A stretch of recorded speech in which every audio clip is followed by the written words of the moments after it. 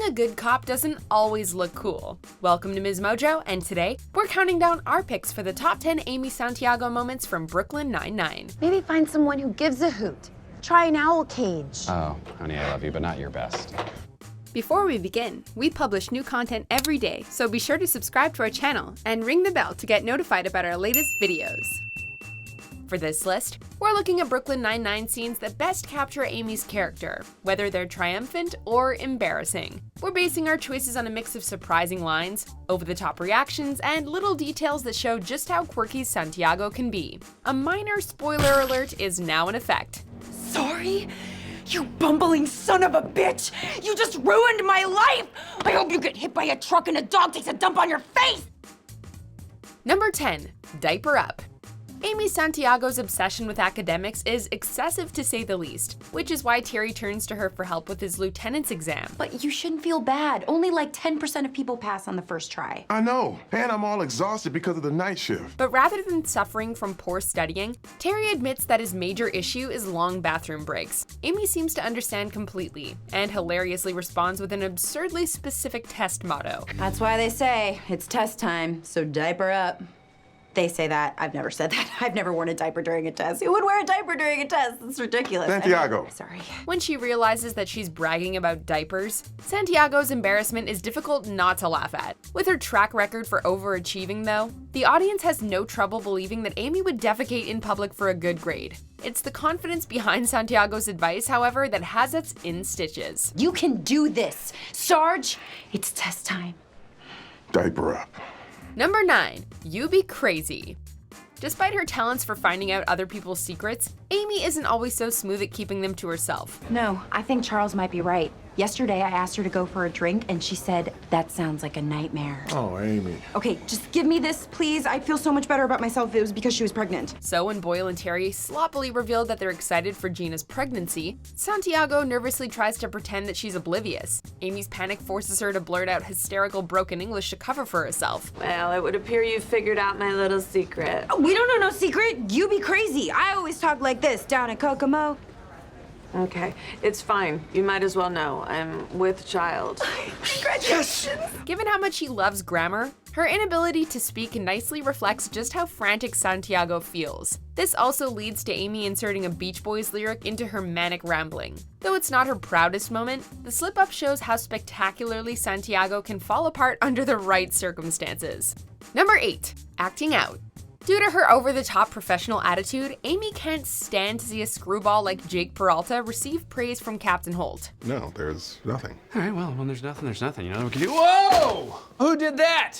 Don't worry, sir. I will stay here all night figuring this out. Amy tosses around the idea of goofing off to fit in, and Rosa is more than happy to encourage her. Amy's wild antics backfire immediately, and she causes enough damage to visibly scar herself. Maybe I should start screwing up like Jake does. I can act out too, you know. Please do. Okay. Watch this.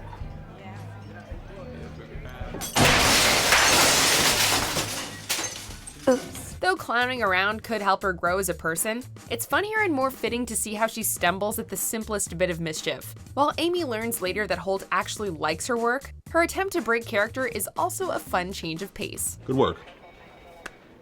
I did feel, however, the word choice could have been improved in spots. I marked them awk for awkward.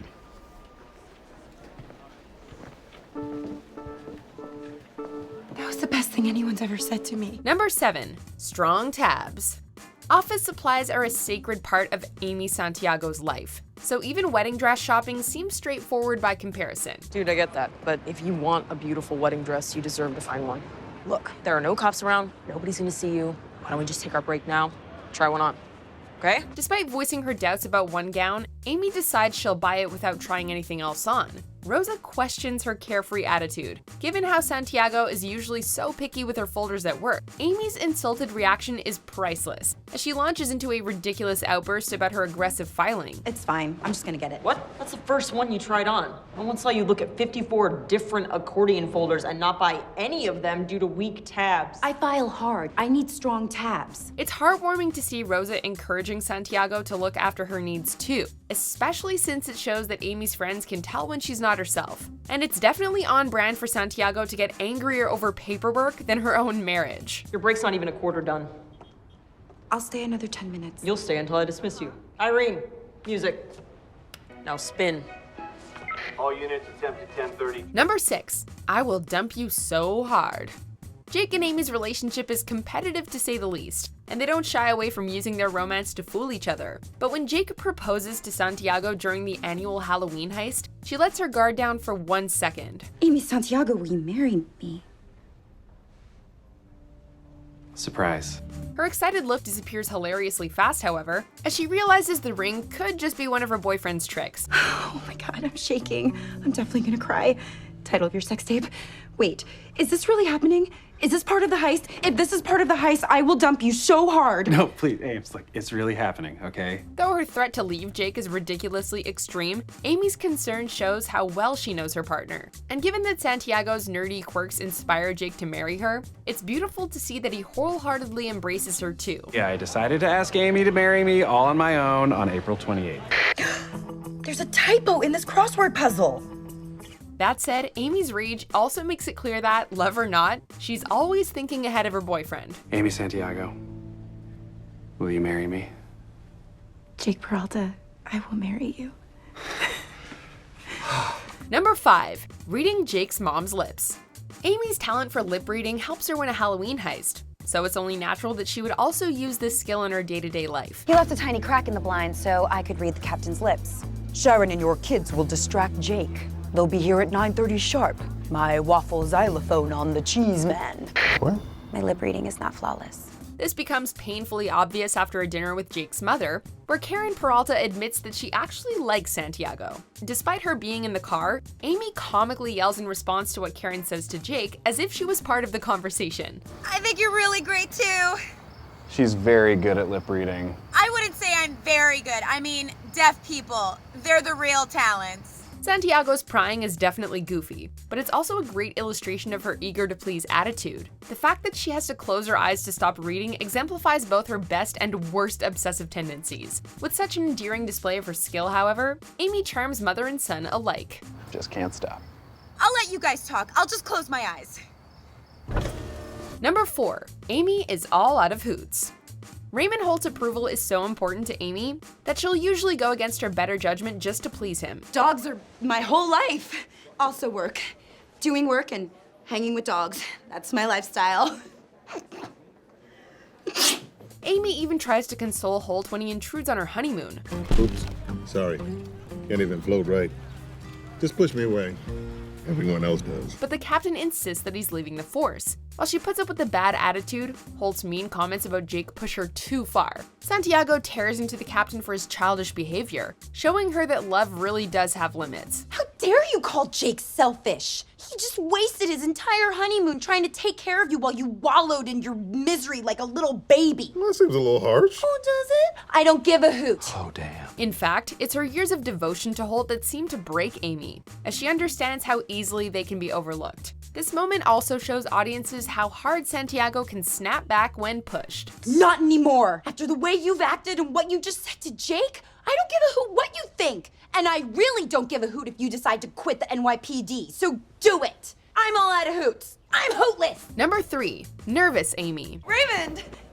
Those slacks are a knockout. Come on, Amy. To say that Amy Santiago is easily affected by stress and tension is an understatement. What? Nothing. I'm gonna go over to there now. The nerves involved in her sergeant's exam, for instance, triggers what's known as the Santiago Panic Scale. So she's stress breeding. Big deal. That's like a 1 on the Santiago Panic Scale. Given Amy's typical excitement for academics, her hair braiding tic is a funny but clear indication of how important the test is. Her anxious rendition of the Great American Songbook, however, is the exact kind of geeky breakdown that we expect from her. Yeah, but we've also jumped up to level 2.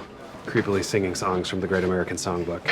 You're a grand old flag, you're a high-flying flag. So, yeah, it's a little tough right now, but I think the worst is behind us. Though most of these reactions seem rational for her, the violent mess she makes of the kitchen is obvious proof of the contrary. The scene shows how well everyone knows Amy, but it also does a great job of reminding us just how unpredictable she actually is. Why are you taking so long to cook my frickin' oatmeal?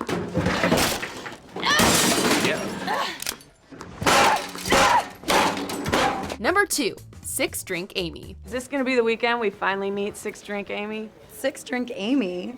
What does that mean? It's the pinnacle of the Santiago drunkenness scale. Though Amy is generally a pretty orderly person, alcohol can change her mood drastically. Gina reveals that these unusual sides of Santiago change with every drink, ranging from dancing to uncomfortable flirting. 1 drink, Amy's a little spacey. Wait, what? 2 drinks, loud Amy. You wanna get a cab? 3 drinks, Amy dance pants. 4 drink, Amy is a bit of a pervert. Hey, check it out. Each personality is a hysterical counterpoint to Amy's usual demeanor, which is why it's so funny to see them come out of Boyle's beach house. More drinks! Thank you, Terry's Fanny, and thank you, Poseidon! With all of Gina's anticipation around what Sixdrink Amy is like, it's hilarious that Santiago becomes dramatically hopeless. All the comedy from the alter egos also highlights how well Amy is defined in the series. But ultimately, the drink Amys are so exciting to watch because of how much they depart from her character. Sixdrink Amy. So alone. Oh no! Sixdrink Amy isn't fun, she's just sad. Damn it! Before we get to our top pick, here are some honorable mentions. This is a nightmare. I learned a bunch of new dance moves for tonight. One's where you move your butt. Your dog is a fraud. Come on. Fraud dog. Fraud dog. Fraud dog. Fraud dog. Fraud dog. Whoa! Ooh, that's a nice lamb job. This one goes on the blog. Hey, Sarge. I'm so sorry, Hitchcock. That's not me. I'm never like that. That's okay. It was my fault. I shouldn't have bumped your cashew. Cashew. It was an almond, you idiot! I hope you drown in a tub! I hope you have aneurysm after aneurysm after aneurysm! Come on, Claire! I thought you came to play! Yikes. Number 1, Poults mentorship binder.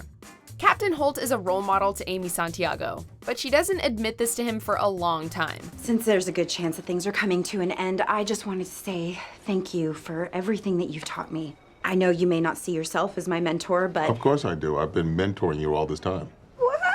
But when Santiago suggests that his mentorship is just symbolic, Holt insists that they're actually in the middle of a program to train her. While the initial reveal of his binder is a satisfying twist on their relationship, it also shows just how compatible they are. This is day 1,282 of a 9-year mentorship I had mapped out for you. Under ordinary circumstances, I wouldn't reveal this to you until day 3,300. It was real. There was a binder. Not anymore. No! Amy's scream at potentially losing the binder is priceless, and it convinces Holt to teach her the remaining lessons at lightning speed.